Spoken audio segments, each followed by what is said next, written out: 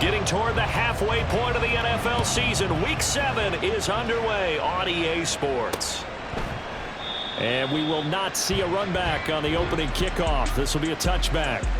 The Colts offense set to go to work, and they're led by a guy who's bounced around a bit the last few years, hoping to find a home with Indianapolis, Gardner Minshew. Would you say that last week's performance by him, workmanlike in terms of numbers? 1 touchdown, 1 pick, but obviously a loss. Yeah, that's the bottom line for him. All he cares about is how do we find a way to win the game. Maybe leans on a few other parts of the offense, and hopefully springs a receiver or two free.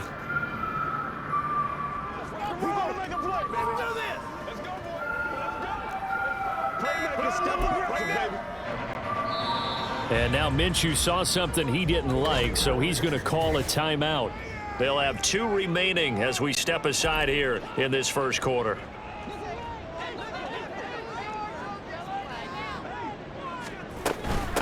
Now the NFL's leading rusher in 2021, Jonathan Taylor. And they're going to have this across midfield and inside the 45. He's able to rip off 32 on that one. It's a first down. Opening quarter, his opening carry of the game, and I think they'll give it to him a few more times, as they should. You're exactly right about that. With that type of a run, you want to repeat it many times until they show signs of stopping it. I think he did his visualization exercises before this one, and they're paying off.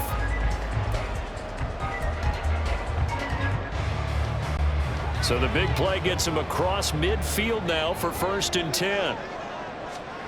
Minshew sets to throw. Oh, he was hit as he threw it there, and that one winds up incomplete. The Colts at 500 and 3-3 through the season's first 6 weeks. Charles, they were losers last time out. What do you think they need to do differently here? Well, I don't think it needs to be as drastic as burning up last week's game tape or not watching it, but the attitude has to be what's done is done. Let's move on. Put that one behind them, galvanize themselves, and go forward and get a win in this one. They get 6. That'll leave them with 3rd and 4. In search of 4 yards here to pick up the first down. Here's Minshew. Oh, and that is incomplete. The Browns D locked in on 3rd down, brings up 4th. And that might have been a situation where even though you don't hit on the deep throw, you at least put in the defenders' minds early in the game that we're going to press the ball deep against your secondary. And that can have a ripple effect on how they function throughout.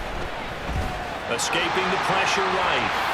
And he gives himself up, but not before he gets the conversion. The coverage may be too good that time as he breaks away for 19 with his legs and a first down. Partner, there's a downside to everything, and the danger of man coverage is if you're locking down your target, you often turn your back to the quarterback and you don't see him. Sometimes you open up a big lane for him to hit you for big yardage, and that was an astute play by him to scramble out, see that lane, and burn them for a first down.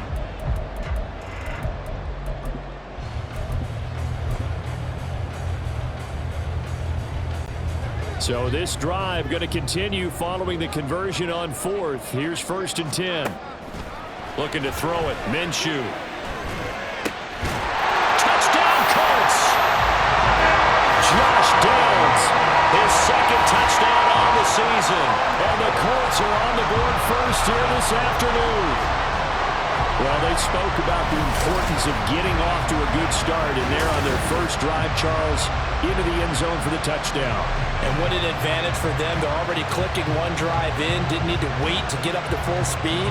We had heard about the extra time they put in with each other, trying to learn each other's skills, what they like, the whole deal, and it paid off early in this one. I would expect them to keep firing on the next drive and keep that connection going. Extra point by Gay is up and good. And it's now a 7-0 game.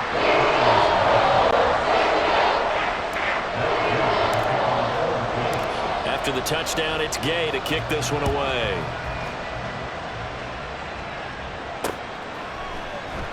And there will not be a return here. It's a touchback, and it'll come out to the 25-yard line. And the Cleveland offense ready to go to work behind the 3-time Pro Bowler Deshaun Watson in his 2nd season now as a Brown, number 7 overall.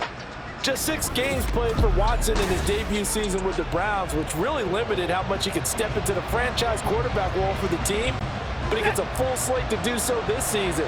Remember, his last year in Houston, over 4,800 yards. They expect excellence from him.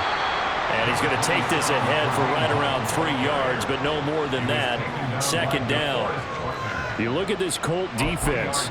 They come into this one ranked number 17, so just starting the bottom half of the league against the pass. And even though that's not the greatest ranking in the world, one thing you can say, they get after the quarterback. They're in the top 10 in the league in sacks. That one, a first down pickup of 8. That's a good, nice, crisp run for a first down. I wonder if the defense might have been loosened up a little bit, maybe anticipating a pass instead of the run that they got. Again, they turn to Ford. And he's got it up over the 40 to the 41. He'll get a nice chunk there on the first down run, and it's 2nd and 4. Brings up 2nd and 4.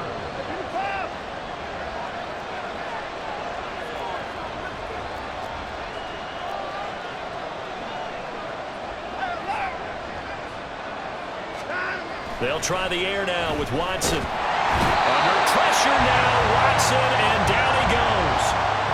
DeForest Buckner make that now 8 sacks for him on the season. Gonna need something special here on 3rd and long after that sack. What does Watson have in his arsenal? Now back to throw. And that is incomplete. One first down here, and that's all, folks. Good work by this defense to hold things in check and force a punting situation. And Bojorquez on to punt as he gets it away. Call that a 46-yard punt with a net of 40 on the 6-yard return. And the Colts will go on offense here, 1st and 10. Second drive coming up here for the Indianapolis Colts. And they are back down to 500 following the loss last week. Consistency has been a real issue for them so far. Brandon, you almost don't know what team is going to show up every week. I mean, there's no consistency with this ball club at all, and if we feel that way, I know it frustrates the coaching staff, and it also has to frustrate the key leaders in the locker room. They got to figure out how to get coordinated. It'll go as a gain of 4, and it'll be 2nd down. Well, this defense for the Browns, they were excellent in that win over the 49ers last week. Yeah, they gave up 17 points, but that's what you would consider a goal for each and every defense, because if you give up 17 points a game all year long, you're thinking you're going to be a playoff team because you expect your offense to score more than that. That's what you're looking for. Room to improve, of course, but I'd have to say a very solid performance. He's definitely tough to get down. We just saw it right there, but how about what we did see? Pursuit, wrap up, and then the big finish with the tackle. On 3rd down, here's Taylor. And he's going to be stopped up right at the line of scrimmage. No gain there on the play, and that's going to leave him with a 4th down. To punt on 4th down, here's Rigoberto Sanchez.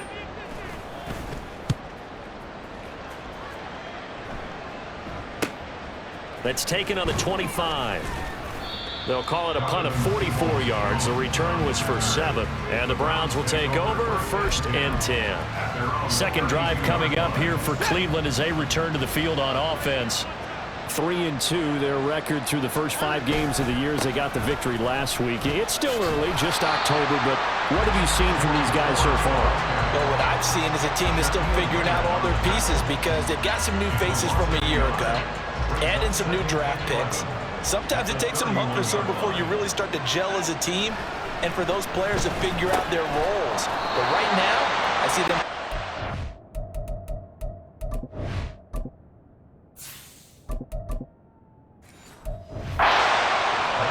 They'll give him 4 yards there. And 3rd and 8 now. I think defensively you're okay with that. Here in the first quarter, he's going to get some catches, but they rallied to him quickly. And that's what you count on, and I like what you just said. First quarter, can you do it all game long? They catch it. Oh, his first throw of the game going to be intercepted. Picked up by Kenny Moore. And he's going to take this one back to the 37-yard line. So this is something we didn't see at all from this offense in the victory last week. That's a turnover. They didn't have any, but giving the ball away here in the opening quarter.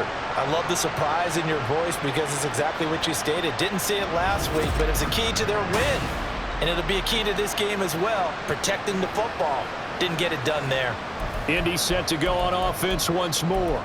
And they'll have good field position here following the interception and a chance to build on their lead as they start with a 1st and 10. Line of scrimmage, the 37 on 1st and 10. Now Minshew. That complete to Downs. So give him 5 yards there on the pitch and catch, and it'll be 2nd down. We've seen quite a bit of the short passing game here early on first quarter, haven't we? We have, and I think it works a couple of ways for this team because, number one, you throw the short game until they stop it. And if they're not going to stop it, you keep throwing it, and occasionally you'll break a tackle and turn it into a bigger gain. Also, if they start to creep up, start to pressure receivers, now you go over the top, take it deep, and now you get some of those big shots downfield. No gain on the play that time, and they'll look to convert on what will be a 3rd and 4.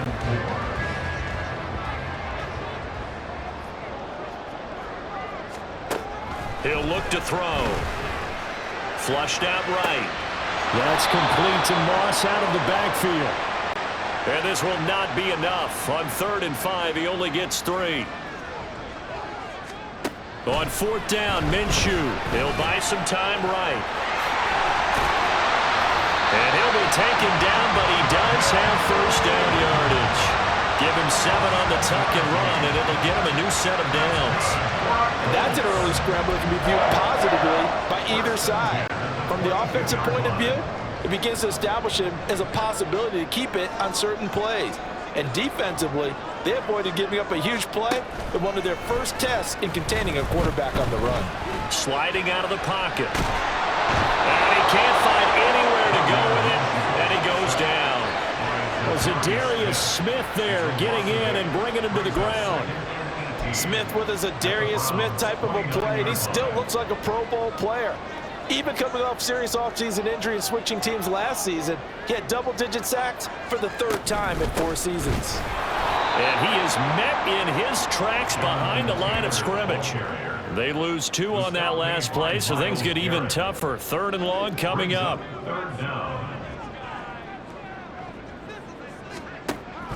They'll look to throw here. A throw for Pittman is intercepted. Picked off by Greg Newsome. And the Browns are going to have the football here at their own 18-yard line. So consecutive interceptions here early on in this one, and maybe setting the tone, Charles, for a game where the defense really takes center stage. And don't you think that both offenses are really catching a bit from their coaching staff about avoiding these turnovers that we've seen early? I think both teams are trying to find an advantage. We know that. Can one of them break away and take control of this game? And another timeout taken by the Colts. And that's their 2nd charge timeout here in this first quarter. They're down to 1 remaining. 1st and 10, and they've got 3 tight ends out there. A jumbo package look. Out to his left. Got an open man. That's David Njoku, the tight end. And past the 40 before he's out of bounds. 25 yards that time. I'll give them credit for a good read right there because they read the man coverage on the right side and sent the tight end a few steps down the field and then angled him to the left on a crossing route. He was able to